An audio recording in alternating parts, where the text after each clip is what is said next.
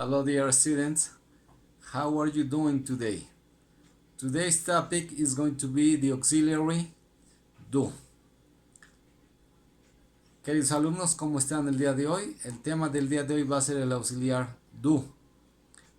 Vamos a tratar de explicar cómo funciona. I usually try to make my activities kind of simple and kind of challenging at the same time. That's the two parts to it. Let's see how it goes. Normalmente trato de hacer las actividades entre fáciles para que lo entienda un cierto grupo de personas y la segunda parte un poquito más difíciles, pero vamos a ver cómo sale esta vez. Do is an auxiliary verb in English as well as a main verb. Sometimes it just happens that the same word has those two uses in the same sentence. Do, D-O, D-O, es un verbo auxiliar, como también lo es un verbo principal.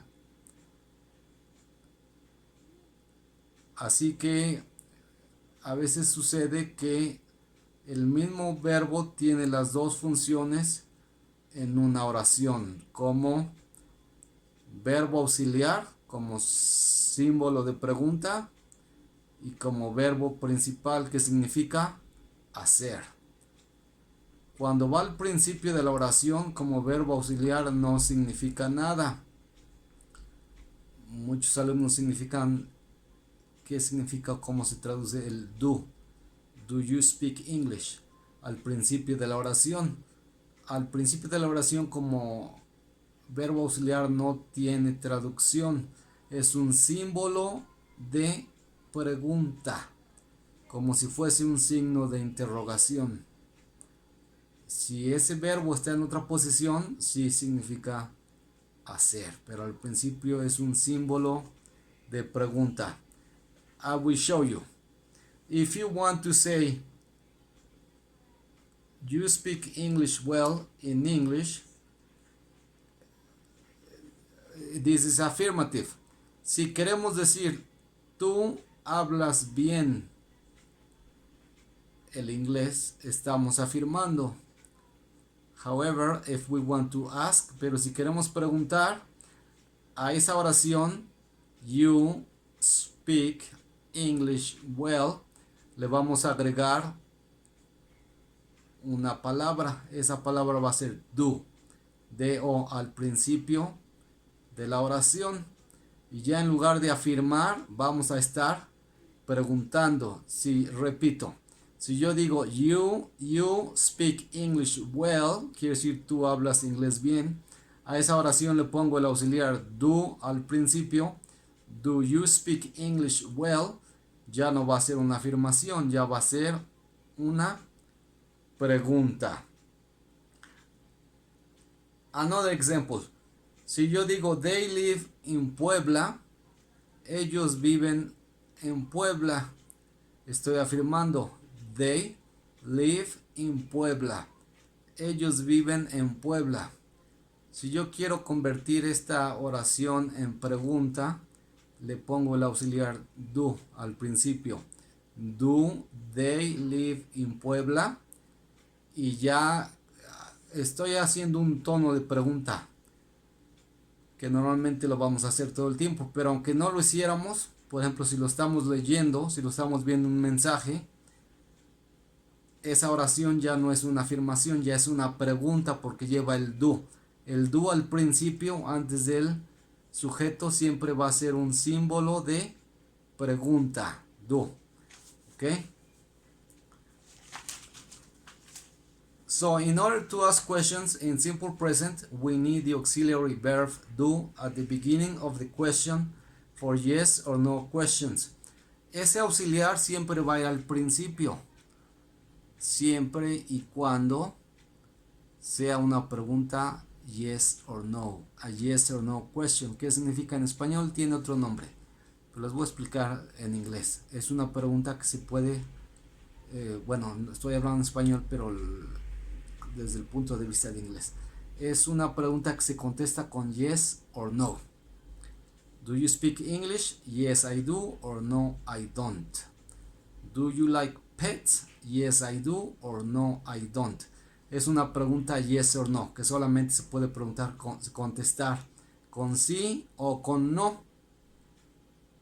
Ya si le ponemos una WH word al principio, ya es otro tipo de pregunta.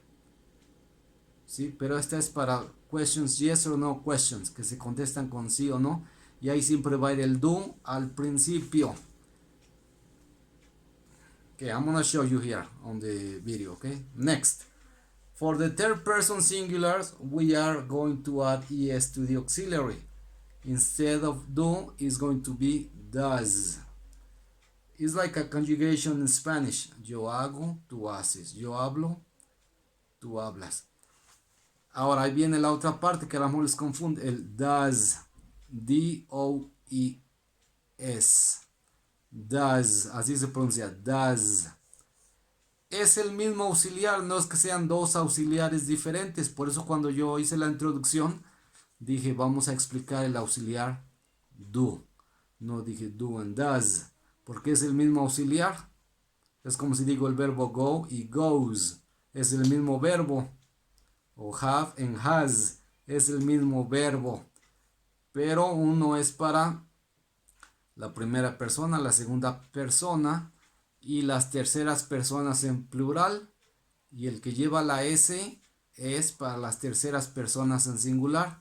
Estas tres, porque son tres terceras personas de singular son he, she, it. He, she, it. Son las tres personas. Y en este caso sí va a llevar does. Esas son las tres que van a llevar does. Entonces, si lo vamos a conjugar va a ser do I, do you, does he, she, it. Do we, do you, and do they. Ahí es todo, no hay nada, es realmente sencillo, realmente fácil. Solo hay que practicarlo un poco para internalizarlo, para que se convierta parte de lo que ya sabemos y bien, y no va a haber ningún problema. Now, the last part. Last but not least. Last but not least is an expression in English. Last but not least. Que quiere decir por último, pero no menos importante. That's why I love English. Por eso me encanta el inglés. Sus cosas que tiene. Last but not least.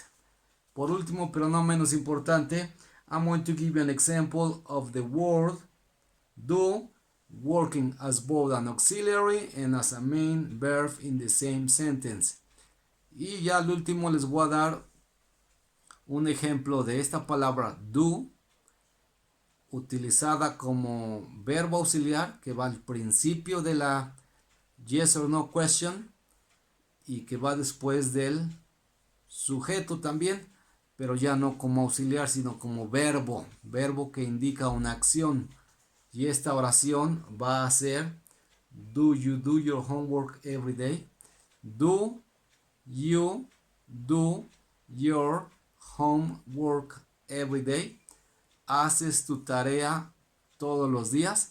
El primer do es verbo auxiliar, símbolo de pregunta.